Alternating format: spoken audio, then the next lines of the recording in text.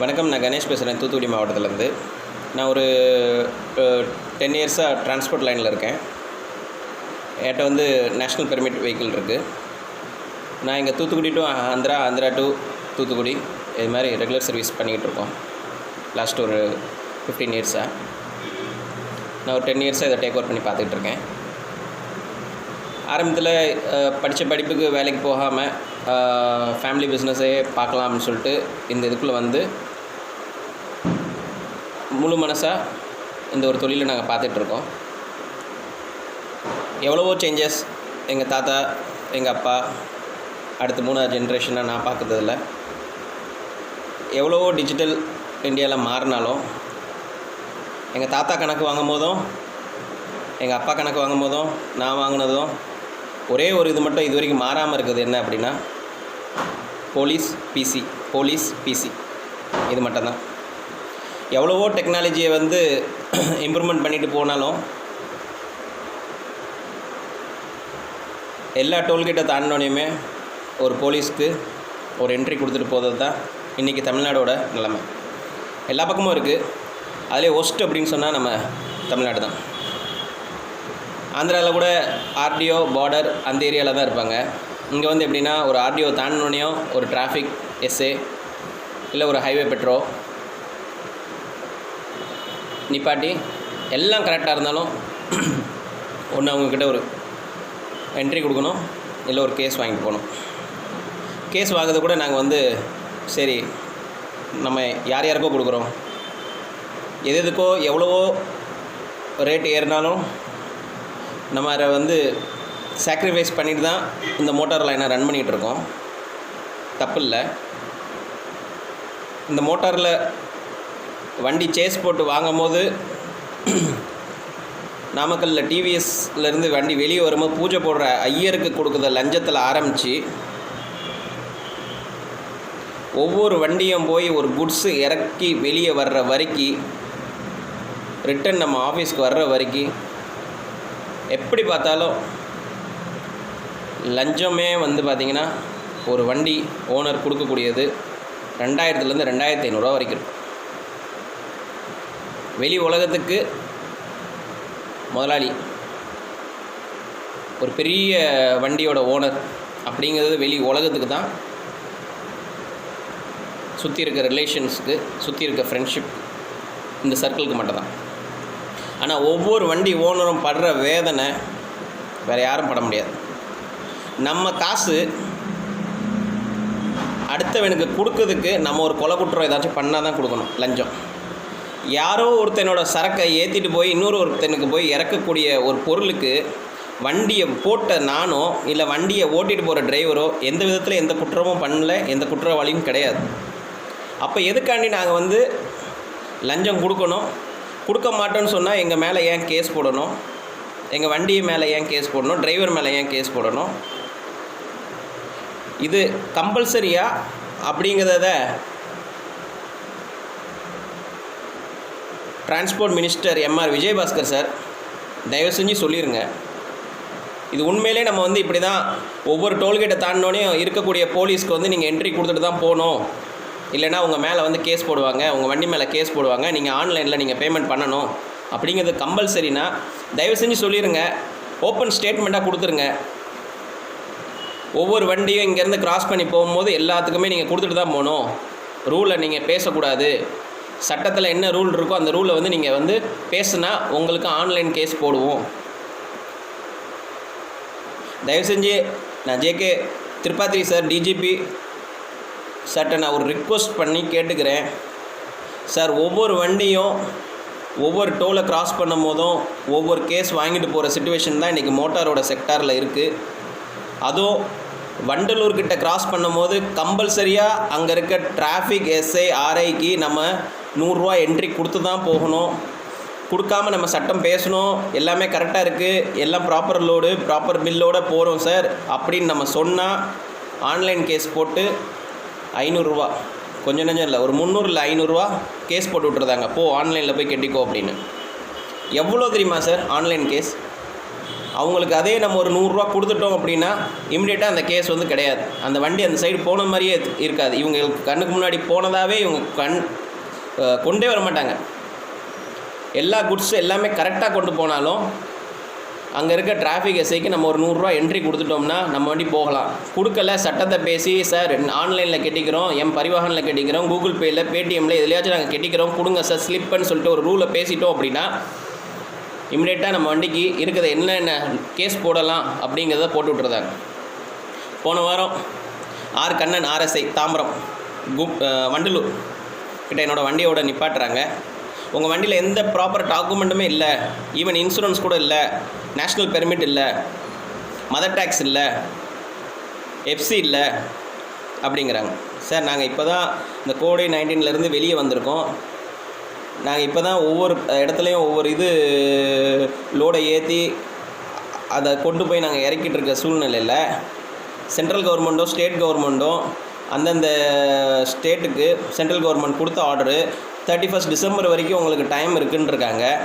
Just நீங்கள் insurance மட்டும் போட்டுக்கோங்க சேஃப்டி சைடுக்குன்னு சொல்லுதை நாங்கள் போட்டிருக்கோம் அப்படின்னா உங்கள் வண்டியில் இன்சூரன்ஸ் கூட கிடையாது அப்படின்னு சொல்லிட்டு ஒரு கேஸை போட்டு 500 ரூபா ஃபைன் வாங்கிட்டாங்க.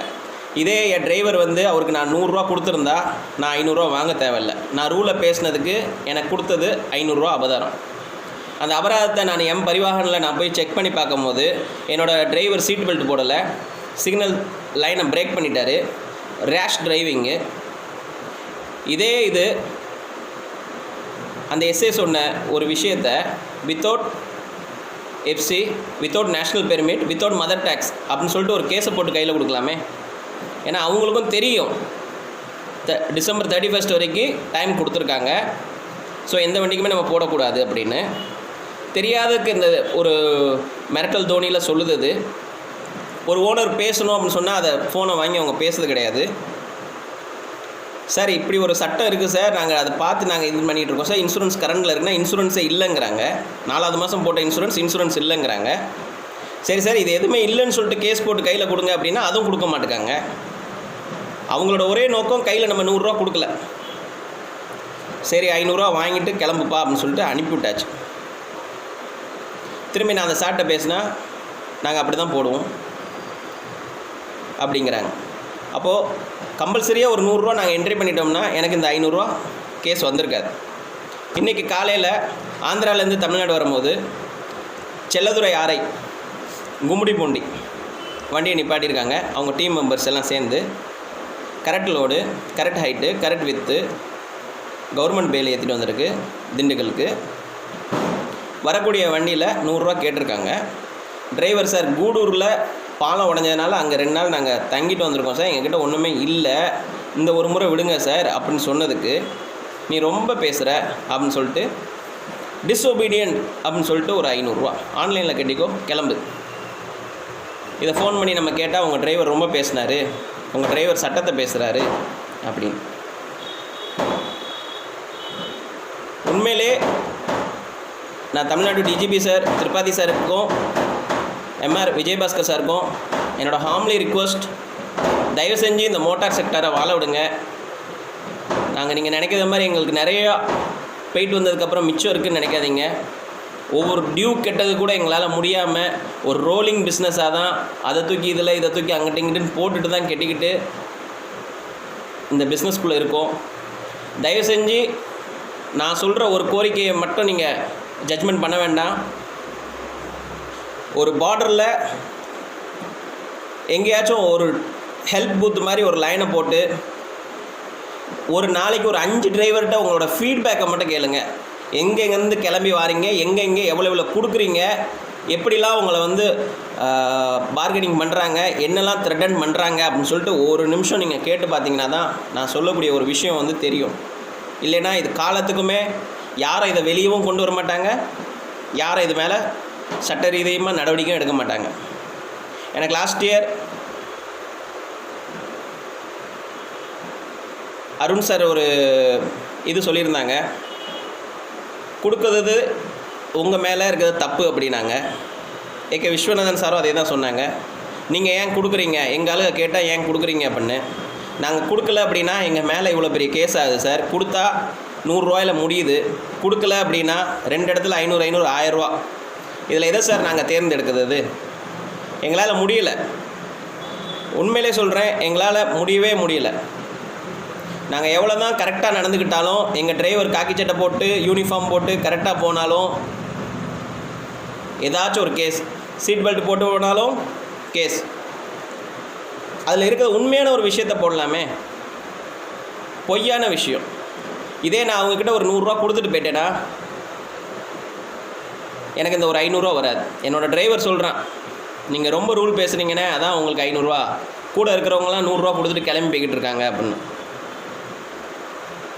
இதை நாங்கள் கொடுக்குறதும் கொடுக்காமல் இருக்கிறதுக்கும் நீங்கள் தான் தக்க நடவடிக்கை எடுக்கணும். 2 பேருமே ரூலை நான் பேசினதுனால 500 போட்டிருக்காங்க. அவங்கக்கிட்ட நான் ரூபா கொடுக்காதனால இதுக்கு மேலே நீங்கள் என்ன நடவடிக்கை எடுக்க போகிறீங்கன்னு எனக்கு தெரில. என்னோடய ஹாம்லி ரிக்வெஸ்ட், தயவு செஞ்சு ஒரு வாரம் கேம்ப் போட்டு வரக்கூடிய குட்ஸ் வெஹிக்கிள் டிரைவர்கிட்ட அவங்களோட ஃபீட்பேக்கை கேளுங்க. ஒரு 2-3 ஓனர்கிட்ட கேளுங்க, என்ன நடக்கு, என்ன மிச்சம் இருக்குது, எவ்வளோ லஞ்சம் கொடுக்குறீங்க, பார்டர் கும்மிடிப்பூண்டியில் என்ட்ரி பண்ணிட்டு போகிறதுக்கு எவ்வளோ கொடுக்குறீங்க, திரும்பி வரும்போது கும்மிடிப்பூண்டியில் எவ்வளோ கொடுக்குறீங்க. கும்மிடிப்பூண்டியில் ஒரு 300 ரூபா என்ட்ரி நம்ம கொடுத்தா தான் வண்டி பாஸ் ஆகும். வெளியே வந்தால் கும்மிடிப்பூண்டியை தாண்டினோடனே டிராஃபிக் போலீஸ் நிப்பாட்டி அவங்களுக்கு ஒரு என்ட்ரி கொடுத்தா தான் வண்டி சென்னை சிட்டிக்குள்ளே வரும். இவ்வளோ தாண்டி ராஜபாளையம் சைடு வந்தால் அங்கே ஒரு இது. நேற்று நைட்டு போட்ட கேஸு செல்லாது. நைட்டு 11:50 தான் வாங்கியிருப்பான். விடிஞ்சா ஒரு 7 மணி 8 மணிக்கு ராஜபாளையம் சைடு வருவாங்க, இது நேற்று வாங்கின கேஸ் அப்படிம்பாங்க. ஒரே லோடுக்கு எத்தனை கேஸ் வாங்க முடியும்? ஒரு லோடு பார்டருக்குள்ளே வந்து அதை இறக்க ராஜபாளையம் போகிறதுக்கு கிட்டத்தட்ட எவ்வளோ நேரம்? ஒரு 12-13 மணி நேரம் ஆகும். இதில் 12 மணிக்கு முன்னாடி வாங்கினா ஒரு கேஸு, 12 மணிக்கு அப்புறம்னா இன்னொரு கேஸ். இது நேற்று வாங்கின கேஸு இன்றைக்கி செல்லாது அப்படிங்க. ஸோ தயவு செஞ்சு மீண்டும் ஒரு ஹாம்லி ரிக்வெஸ்ட்டாக இதை நான் பதிவு பண்ணுறேன். தயவு செஞ்சு இது மேலே தக்க நடவடிக்கை எடுங்க. மோட்டார் செக்டாரை வாழ விடுங்க. நிறையா யங்ஸ்டர்ஸ் படித்து வேலை இல்லாமல் இன்றைக்கி இந்த லைனுக்குள்ளே தான் இருக்காங்க. எங்களுக்கு லஞ்சம் கொடுக்கறதுக்கு ரொம்ப கூச்சமாக இருக்குது. பழகலை, பழக்கி விட்டுறாதீங்க. நன்றி, வணக்கம்.